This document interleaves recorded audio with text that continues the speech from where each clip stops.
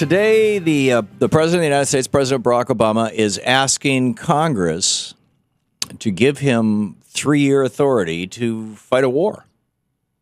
Now, he's been fighting that war for 6 months or more. We're talking about against ISIL or ISIS or whatever in Syria and northern Iraq. But we've been doing it largely from the air. And a poignant piece over at The Guardian today about a young man whose father was killed by a drone strike, and then he was killed by a drone strike. And one of the things that they point out in that piece is that Al-Qaeda runs the local region where this kid lives, or lived. He's dead now. And they provide people with a little tag with a flag on it for their mirror so that they can say, yeah, I'm, the local government. And then they provide them with food and housing subsidies and things. I mean, who's not going to want that? And obviously, this 13-year-old, 14-year-old kid, he was, and he was responsible for his 20-some-odd siblings. And his father had 3 wives, and they were apparently baby-making machines. His father was killed by a drone strike. But it raises a larger issue. And Barbara Lee is going to be on the program with us a little bit later talking about this. She being the only person in all of Congress who voted no in the days after 9/11 in 2001 to go into Afghanistan. Forget Iraq, Afghanistan. Afghanistan was our original horrible mistake. And, because at that time, Osama bin Laden had just a couple thousand buddies in Afghanistan, and the Taliban was willing to arrest him and deport him. And that would have put an end to that. And the Taliban was perfectly willing to cooperate with international authorities to arrest him and his people. In fact, they had just taken $43 million from George W. Bush to burn the opium crops, the opium poppies, all across Afghanistan in March of 2001, which they did. Dried up worldwide opium supplies, doubled the price of heroin, cut heroin addiction all around the world, particularly in Europe and Russia. It's one of the few good things George W. Bush did. I mean, Afghanistan had a GDP of $2 billion a year. He gave him $40 million bucks. That's big money in a little town, in a little country like Afghanistan. And that money got passed along to the farmers by the Taliban in exchange for. But here's the bigger issue.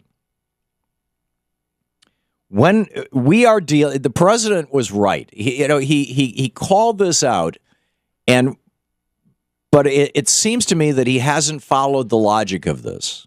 He was right when he said that ISIL and Al-Qaeda and these other groups, I think he was speaking specifically of ISIS, that they're death cults. They are not Islam any more than Hitler was Christianity or Pol Pot was Buddhism. They're death cults. And the people following them are basically cult followers. Now, what do you do with cult followers? I have a dear friend who, in fact, I think he just recently moved to Israel. He's a psychologist, and for years and years, way back in the day when we were both teenagers, he was into the Maharaji's cult. The 13-year-old perfect master back in the 70s. And he followed him for a couple of years, and then Ted Patrick, the famous deprogrammer, came in and deprogrammed my friend. And then my friend became Ted Patrick's cohort in helping parents kidnap people from these various cults and deprogram them. And basically, when people are in cults, particularly death cults, I mean, Maharaji was more like a, hey, let's worship Maharaji cult.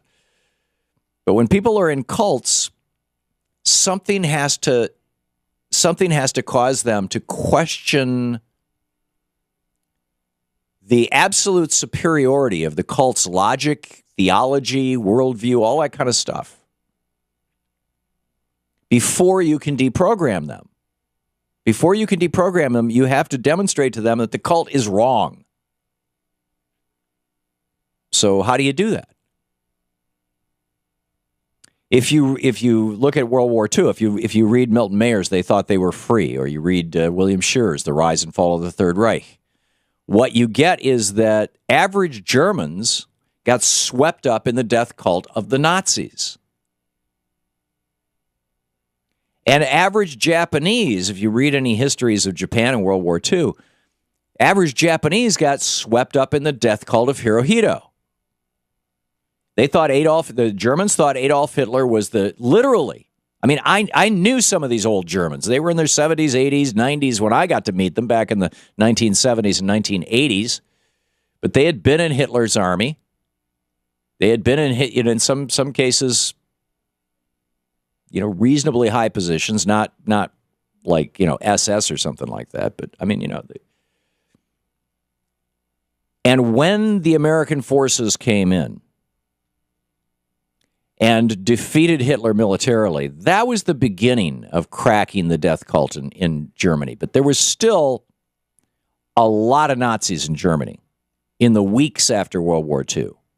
What broke that death cult, what totally broke it, was the publicizing throughout Germany of the liberation of Auschwitz and Dachau and Belsen and all these other death camps, was showing that it was a death cult. And people were going, whoa, I was supporting that? Same thing in Japan. Japanese believed the emperor was, the sun god, the incarnation of the sun god. It was a death cult.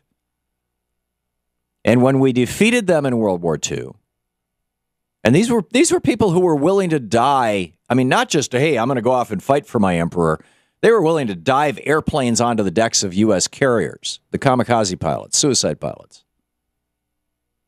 And when they realized that their emperor was not divine and that divine providence wasn't going to cause Japan to win, as it had in the past, I guess in their minds, the cult fell apart. I mean, there was an existential crisis in Japan.